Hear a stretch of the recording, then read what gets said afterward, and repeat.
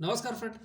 Competitive exam की तैयारी करने वाले सभी को प्रणाम। और हम आज एक सेट लाए हैं मैथ की, और जिसमें हम शॉर्ट तरीके से मैथ को करना सीखेंगे और आपको मैथ से जो डर लगता है उसको हटाने की प्रयास करेंगे, ताकि आप जब भी कॉम्पिटिटिव एग्जाम के हॉल में बैठे आप मैथ से डरे नहीं, उसका डट के सामना करें और इजीली मैथ को हंसते हंसते करके एग्जाम से बाहर आ सके। चलिए तो शुरू करते हैं आपका हमारा पहल। और इस पहल के साथ हमारा पहला क्वेश्चन है, बोला गया कि दो संख्याओं का महत्तम समावर्तक 12 है। निम्नलिखित में से कौन सा एक जो है ऑप्शन में से कौन सा एक उनका लघुत्तम समावर्तक नहीं है। मतलब पूछा गया कि बोला कि इसका ऑप्शन नंबर दिया गया है 1 में दिया है 90, ऑप्शन नंबर आपका बी में दिया गया है इसका 84, सी में दिया है आपका 60 और डी में दिया गया है 72, है ना फ्रेंड्स। बोला गया है कि दी गए जो संख्या है n into n2, n number 1 और नंबर 2 दो संख्या है, इन दोनों संख्याओं का HCF जो है कितना है 12 है। बोला गया है कि इनमें से इन ऑप्शन में से कौन सा एक है जो इनका एलसीएम नहीं हो सकता, है ना, नहीं हो सकता है। तो इनमें से कौन सा एक इनका एलसीएम नहीं हो सकता है। देखिए जब भी आपका एलसीएम की बात करेगा ना, तो एलसीएम हमेशा एचसीएफ से डिवाइड होगा। एलसीएम जो है ना एचसीएफ से हमेशा कटेगा। तो देखिए एचसीएफ हमारा कितना दिया है, एचसीएफ दिया है हमारा 12। तो ऑप्शन हमारा 4 दिया है। देखिए 4 में से कौन सा 12 से नहीं कटता, जो 12 से नहीं कटेगा वो उसका उत्तर होगा। ये काटेगा 12 पंजे 60, ये काटेगा 12 छक्के 72, 12 सत्ते 84, ये नहीं काटेगा 90। तो इसका उत्तर क्या है 90 है। चलिए नेक्स्ट क्वेश्चन पर। फ्रेंड्स हमारा नेक्स्ट क्वेश्चन इस तरह से पूछ रहा है, बोलेगा कि पी और क्यू एक परियोजना को क्रमश 15 दिन और 10 दिन में पूरा कर सकते हैं। उन्होंने एक साथ काम शुरू किया, लेकिन 2 दिन बाद क्यू काम छोड़ देता है और शेष काम को पी करता है। तो बताइए पूरा काम कितना दिन चला। इंग्लिश में इसका विश्लेषण इस तरह से है, P and Q can complete a project in 15 days and 10 days respectively मतलब एक एक करके कर सकते हैं, ठीक है। They start doing the work together, but after 2 days Q had to leave and P along completed the remaining work. In how many days was the whole work completed, है ना। इसमें से आपको देखिए क्या बोलेगा कि P और क्या दिया है Q, PQ दिया है ना। बोलेगा कि ये लोग क्या करते हैं 15 और 10 दिन में एक काम को करते हैं। तो पूरा काम क्या है हमको पता नहीं, है ना, बस बताया गया कि ये लोग 10 दिन में 15 दिन और 10 दिन में एक काम को करता है। तो फ्रेंड्स पूरा काम निकालने के लिए आप इनका एलसीएम लेना पड़ेगा। तो 15 और 10 का एलसीएम कितना होता है 30। कैसे पता चला, देखिए 15 का आप टेबल पढ़िए, 15 दूना 30, आप 10 लिए ना, 10 का टेबल कीजिए, 10 दूना 20 और क्या है 10 दिया 30, तो 30 मिल गया ना। हाँ, जो भी पहला वाला मिल जाता तो वो होता है आपका एलसीएम। तो ये हो गया ना, सामने क्या है 30 है। अब काटो, ये 2 बार पी 2 काम करता है एक दिन में, ये कितना काम करता है 3 काम करता है, ठीक है। पी एक दिन में 2 काम करता है, क्यू एक दिन में 3 काम करता है, ठीक है। तो इन लोगों द्वारा एक दिन में कितना काम करते हैं, ये लोग 3 और 2 को प्लस करिए, एक दिन में कितना काम करता है 5 काम करता है। बोलेगा कि इन दोनों ने काम शुरू किया एक साथ उन दोनों ने काम शुरू किया और 2 दिन काम किया। एक दिन में करते हैं 5 काम, दोनों एक साथ काम किया तो 2 दिन में कितना काम कर लिया 10 काम कर लिया। तो टोटल काम कितना था हमारा 30 काम था। 30 में से आपका 10 काम तो कर लिया है इन पी और क्यू ने मिलकर, है ना। बचा कितना 20 काम। अब जो ये 20 काम है ना, ये जो 20 काम है, इस 20 काम को कौन करेगा, बोलेगा कि क्वेश्चन में बोलेगा कि शेष काम को आपका पी करता है। तो पी एक दिन में 2 काम करता है, पी एक दिन में कितना काम करता है 2 काम करता है P, तो 20 काम को कितने दिन में करेगा? 10 दिन में करेगा। लेकिन क्वेश्चन हमको पूछा है कि काम पूरे कितने दिनों में करेंगे, काम को पूरा कितने दिनों में करेंगे। देखिए P ने अकेला 10 दिन काम किया है कि नहीं, और 2 दिन Q के साथ, 2 दिन शुरू में Q के साथ काम किया था PQ ने, है ना। तो 10 और 2 कितना दिन हो गया? 12 दिन टोटल काम चला था। चलिए नेक्स्ट क्वेश्चन पे चलते हैं फ्रेंड्स हमारा क्वेश्चन नंबर 3 इस तरह से पूछ रहा है, बोला गया कि एक बॉक्स में, है ना, 3 अलग अलग प्रकार के पुराने सिक्कों के अनुपात दिया गया है, रेशियो में दिया गया है। जो पुराने कॉइन्स है 7:6, 6:, एंड 8 के अनुपात में है।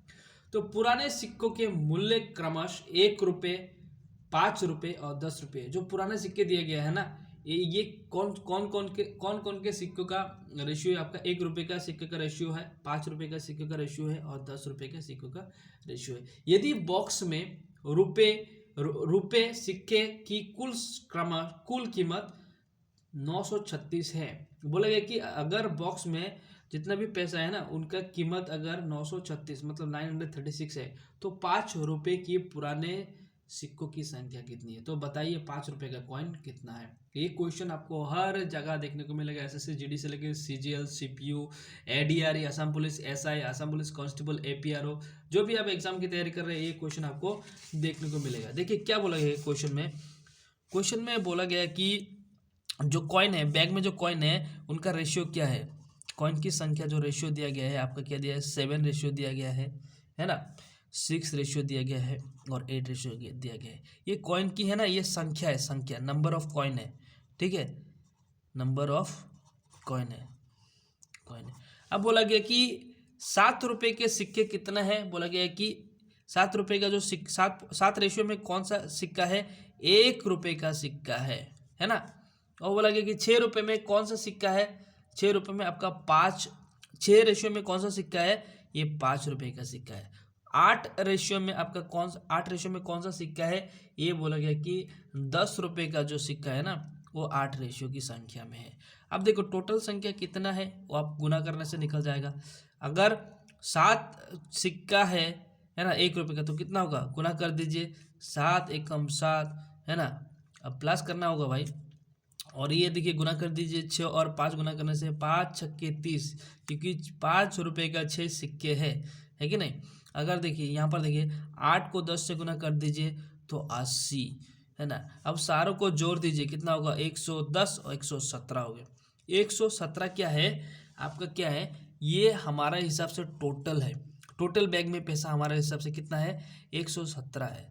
लेकिन क्वेश्चन हमसे बोल रहा है कि ये 117 नहीं, कितना है? 936 है ना। ये टोटल क्या है? 936 है। और हमको क्या बोला गया कि 5 रुपये के सिक्कों की संख्या कितना है? तो 5 रुपये के सिक्कों की संख्या कितना है? 6 रेशियो में है ना। तो टोटल संख्या हमारे हिसाब से इतना है, एग्जामिनर बोल रहा है कि इतना है, तो क्या करना पड़ेगा? इसको काटना पड़ेगा, है ना। ये ले लेंगे हम इधर, हमारे हिसाब से जो सिक्का है उसका एग्जामिनर से ये ले लेंगे। और हमको क्या निकालने दिया है? बोला गया है कि 5 रुपये के सिक्का, 5 रुपये है ना, ये सिक्के का संख्या है। कितना सिक्का होगा? संख्या से गुना करने से ही होगा ना कितना सिक्का। आप काटो, अभी काटो तो जाएगा किस में? 3 से जाएगा। देखो 3 दूना 6, 3 त्रिका 9 और गया 2, 3 9 27, ठीक है, गया ना फ्रेंड्स। अब यहाँ पर 2, यहाँ पर 39 बचा। अब 13 से काटो, 13 तिया 39, 13 सत्ते 91 और गया 2 यहाँ पर, 13 दूना 26। अब 3 से काटो, ये कितने बार? 24 बार। 24 तिया 72 और 24 दूना 48। 24 दूना क्या है? 48। 48 नंबर ऑफ कॉइन है, कॉइन किसका? 5 रुपीज़ का, मतलब 5 रुपये का कितना सिक्का है? 48 है। ये आपका आंसर है फ्रेंड्स। चलिए नेक्स्ट क्वेश्चन पर।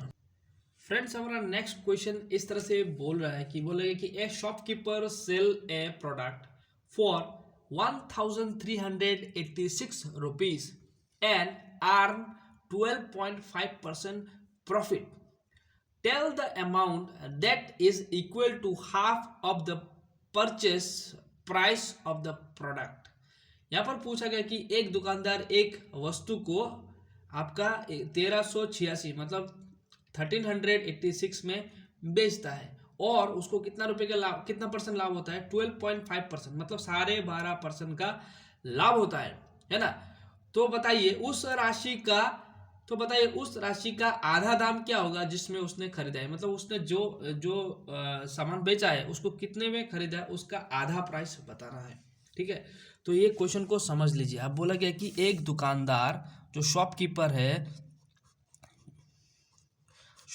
है उसने क्या किया, 1386 में रुपए में एक सामान बेचा जिसमें उसको कितना लाभ हुआ था, 12.5%। 12.5% को क्या बोलते हैं हम, 12.5% बोलते हैं। ठीक है जी, है ना। अब बोला गया कि उसने जो कॉस्ट प्राइस, जो ये सामान तो ये बेचने वाला है ना, तो उसने कितने में खरीदा उसका, और उसका आधा दाम बताइए। जितने में उसने खरीदा होगा उसका आधा दाम आपको बताना होगा। ठीक है, तो निकाल लेते हैं फ्रेंड्स। ठीक है, इसका फॉर्मूला क्या होगा, फॉर्मूला कुछ नहीं, डायरेक्ट अगर आप इसका फ्रैक्शन वैल्यू जानते हैं तो 2 सेकंड में ये उत्तर होता है ना। देखो 12.5% को हम इस तरह से लिख सकते हैं, 12.5% को ये, ठीक है ना। 5 का मतलब आधा होता है, आधा 5 जोड़ देंगे तो 1 हो जाएगा ना, इसलिए आधा होता है ना। 0.5 जोड़ेंगे तो 1 हो जाता है। देखिए 12 दूना 24 और 1 25, तो इसका क्या होता है 25% बटा 2, नीचे का 2 ऊपर 25 हो गया, इससे गुना किया, इससे प्लस किया। अब इस परसेंट को हटाने के लिए हमने एक 100 लगाया, 25 को काटो, 25 चौके 100, तो ऊपर क्या हो गया 1, नीचे क्या होगा 4 दूना 8, मतलब आपने 8 रुपये में खरीदा है ना, और क्या किया 9 रुपये में उस वस्तु को बेचा है ना।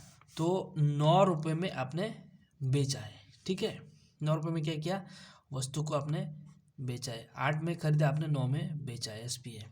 ठीक है ना, ये सीपी है फ्रैक्शन के हिसाब से। लेकिन हमारा बोला गया कि ये 9 रुपये में आपने नहीं खरीदा है कितने में, 1386 में। तो ये 9 रुपये बराबर किसका है, 1386। तो इसको कटाई कुटाई करके देखिए कितने में जाता है ना, कितने में जाएगा ये, आपका जाएगा 9 एकम 9, 9 एकम 9 गया 4, 5 9 एकम 9 गया 5 9 45 है ना, गया 3 4 9 क्या हुआ 36 है ना, 36 हो गया ना। अब कितना आया 154, एक यूनिट, 1 रुपये का दाम 154 है ना। तो आपने खरीदा किस में, 8 यूनिट में खरीदा, तो 8 को मल्टीपल कर दीजिए, आपका सीपी आएगा 8 चौका 32, हाथ में 3, 8 पंजे 40 और 3 कितना होता है 43, हाथ में 4। उसके बाद देखो 8 एकम 8 और 4 जोड़ दीजिए, कितना होगा 8 चौके 12 हो गया। ठीक है, अब ये जो है ना आपका सीपी है, ये सीपी है, कितना सीपी आया 2 1 2 3 2, ये आपका सीपी है जी, सीपी। अब बोला है इसका आधा कितना है 1 2 3 2 का आपका आधा कितना होगा, 2 से काटो, आधा मतलब ये ना, ये वाला है ना, आधा काटो 2 से, कितना होगा, ये नहीं चाहिए, इसको समझाने के लिए लिखा, 6 दूना 12 है ना, 2 एकम 2 बचा, 1 यहाँ पर जोड़ दिया तो 12, ये होगा गया 6 दूना 12, तो आपका आंसर होगा 616, इसका राइट आंसर। चलिए नेक्स्ट क्वेश्चन पे चलते हैं फ्रेंड्स। हमारा नेक्स्ट क्वेश्चन इस तरह से बोल रहा है कि बोला गया है कि समान राशि पर 2 वर्षों में प्राप्त चक्रवृद्धि ब्याज और साधारण ब्याज की राशियों का अंतर 44 है। यदि ब्याज दर 4% वार्षिक हो तो निवेशित राशि की गणना कीजिए। इंग्लिश में विश्लेषण इस तरह से है, बोला गया कि the differences of compound interest and simple interest receive in 2 years है ना on the same amount is ₹44। If the interest rate is 4% annual है ना, तो then calculate the amount of investment. तो बताइए आपका अमाउंट कितना है। सीधा बोला गया कि 4% रेट है, 2 वर्ष में सिंपल इंटरेस्ट और कंपाउंड इंटरेस्ट का जो डिफरेंस है वो कितना है 44 है। तो आप इंटरेस्ट बोला गया कि अमाउंट निकालिए। इस तरह के मैथ को करने के लिए आपको क्या करना पड़ेगा, ट्री मेथड है और फ्रैक्शन वैल्यू आपको जानना पड़ेगा। 4% का आपका फ्रैक्शन वैल्यू पता है कितना है 1/25। अब देखो 2 साल बोला है ना, ये ट्री मेथड से आप कंपाउंड इंटरेस्ट कर सकते हो, सिंपल इंटरेस्ट भी कर सकते हो है ना। 2 साल बोला है ना, 2 साल बोला कि नहीं है ना, ये 2 साल बोला है ना, ये एज्यूम किया हुआ हमारा डिफरेंस है सिंपल इंटरेस्ट। ये 2 यहाँ पर बैठेगा और 25 यहाँ पर, 25 यहाँ पर, ठीक है, और 25 का स्क्वायर यहाँ पर बैठेगा 625, ठीक है। ये ट्री मेथड होता है डिफरेंसेस पता करने का और सिंपल इंटरेस्ट कंपाउंड इंटरेस्ट पता करने का। तो 1 बराबर ये है ना, देखिए 2 साल का सिंपल इंटरेस्ट और कंपाउंड इंटरेस्ट है ना, 1 साल का तो बराबर होता है, लेकिन 2 साल में थोड़ा डिफरेंस हो जाता है। ये 1 साल का simple interest compound interest same रहता है, लेकिन ये डिफरेंस आ गया 2 साल का, कितना हुआ, 1 आया। सिंपल इंटरेस्ट और कंपाउंड इंटरेस्ट में क्या आया, 2 साल में डिफरेंस 1 आया, लेकिन क्वेश्चन बोल रहा है कि हमारा हिसाब से 44, इससे कितना गुना ज़्यादा, 44 गुना ज़्यादा। तो हमारा प्रिंसिपल भी इससे 44 गुना ज़्यादा होगा। गुना करके देखूं कितना हो रहा है, देखो ये 625 को आप 4 से गुना कर दीजिए, 25 चौके 100, 100 शून्य ले लिया, 25 20 शून्य, 8 10 शून्य ले लिया, और क्या हुआ 24 1 25, 2500 हो गया ना, है ना। तो 2500 का आप शून्य शून्य लीजिए, हाथ में 25 रख लीजिए, फिर से 25 हो गया, फिर से 2500 हो गया, है ना, फिर से 2500 हो गया ना, 4 बार गुना करेंगे तो अब क्या हुआ, इसमें आप 25 को जोड़ दीजिए, ये 5 7 2 0 0 लगा दीजिए, ये इसका आंसर होगा 27500 आंसर है इस क्वेश्चन का। चलिए फ्रेंड्स, अब आशा करता हूँ समझ आया, नहीं समझ आया तो एक बार फिर से देख लीजिए। अगर बोलेगा कि 2 साल का सिंपल इंटरेस्ट इतना है, कंपाउंड इंटरेस्ट इतना है, और इनके बीच का डिफरेंस इतना है कि नहीं, तो आपको अगर इंटरेस्ट दिया हुआ है तो उसको फ्रैक्शन में बदल लेना है ना। तो फ्रैक्शन में बदलने के बाद ये जो ऊपर आता है ना फ्रेंड्स, इसको आप माना हुआ डिफरेंस मान लो। ये जो ऊपर में 1 आया या 2 आया 3 जो भी आए, ये सिंपल और कंपाउंड इंटरेस्ट का आप क्या कर सकते हो, डिफरेंस मान सकते हो, है ना। तो ये ट्री मेथड लगा देना, ऊपर नीचे ऐसा ऐसा वाला लगा दीजिए, है ना। तो माना हुआ डिफरेंस क्या है, 1 है। उसके बाद ऐसा उल्टा घूमेगा तो यहाँ पर 25, यहाँ पर 25, वहाँ पर 625, ठीक है, ठीक है ना फ्रेंड्स। अब देखो ये 44, ये जो एक होता है ना, ये माना जाता है कि ये जो है ना सिंपल और कंपाउंड इंटरेस्ट का डिफरेंस है, ठीक है। तो 1 बराबर कितना 44 है, इससे 44 गुना, तो प्रिंसिपल भी इससे 44 गुना होगा, कितना होता है 27500, इसका राइट आंसर है। चलिए धन्यवाद, थैंक यू, मिलते हैं नेक्स्ट वीडियो में, चलिए बाय।